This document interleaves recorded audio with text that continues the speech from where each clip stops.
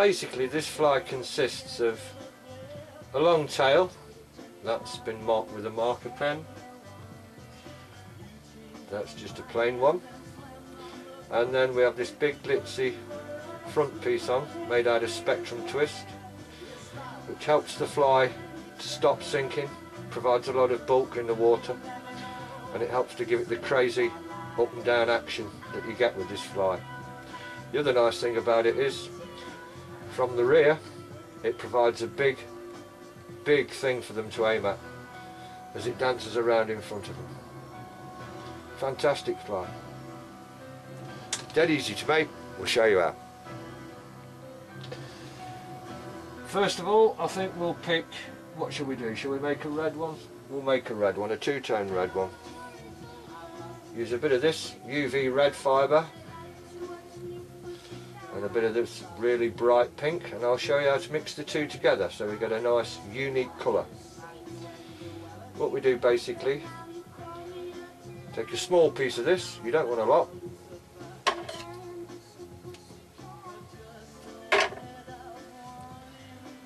the same amount of the other, about that much.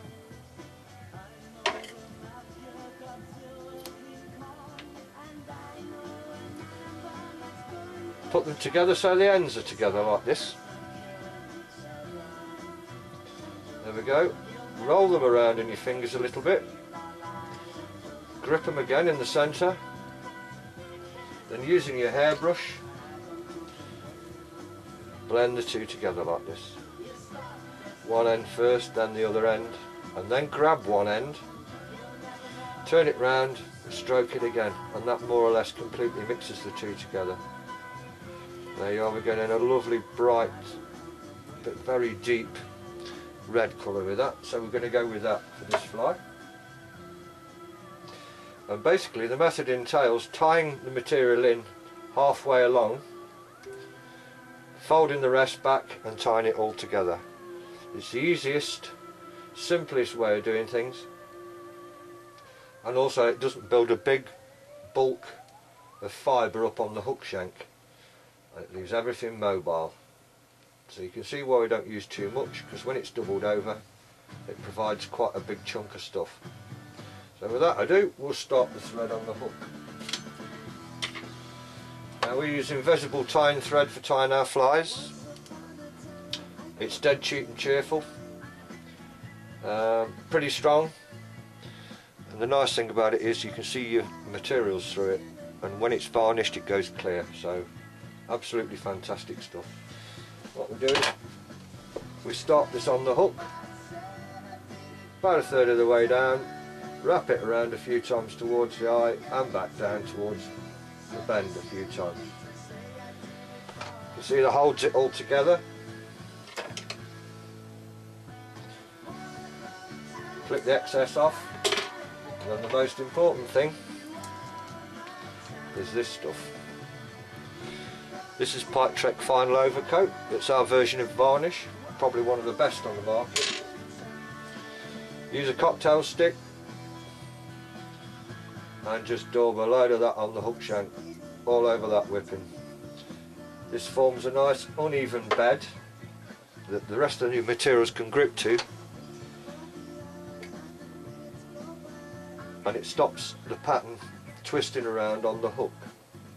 So basically, pinch the material about halfway along, on top of the hook shank like that,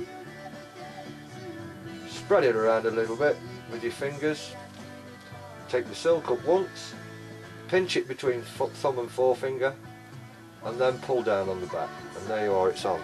And all we do then is wind 5 turns around that, and she's on, ain't gonna move. Then this part, which entails separating the fibres, pick a few strands at a time,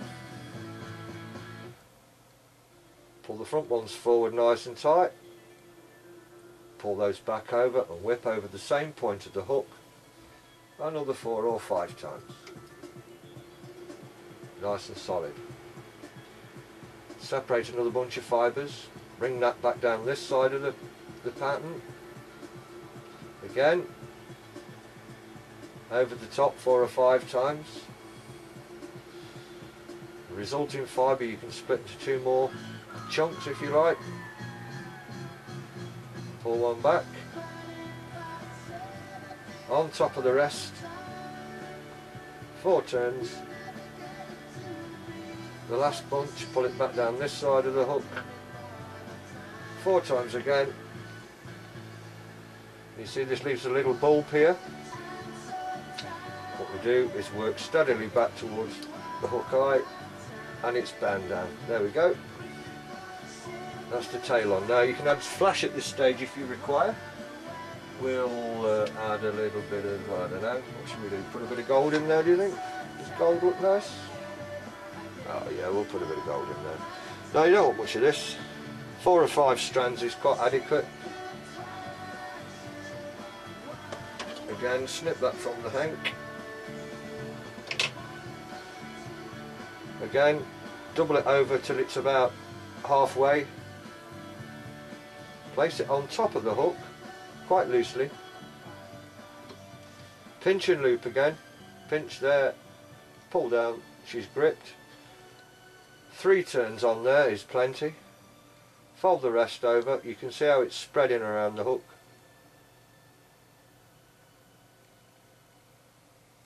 Hold it like that. Whip it on. Beautiful. Then you can use your brush.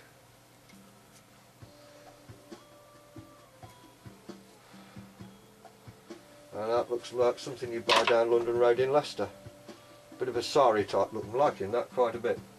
So all that remains to do now, on this bit of the fly, a good dab of varnish over the ends of all that. If you put too much on, you can hold your varnish bottle underneath to catch the loose, like that. Just get loads of it on there. It soaks into the fibres, glues everything together, and then go up the hook shank towards the eye again. Now I'll find a bit of spectrum twist from under the bench.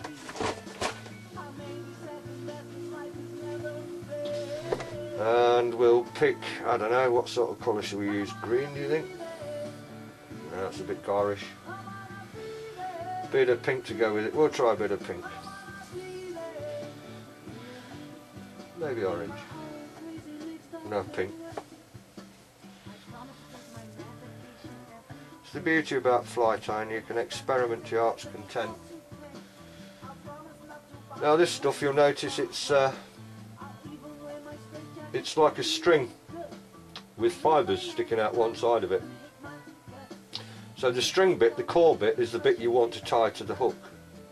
That's the strong bit, and that's the bit we'll be using to wind with. So basically all we do, clean a few bits off the end like that. You can even snip them off if you like. On top of the hook, pinch and loop, whip it out.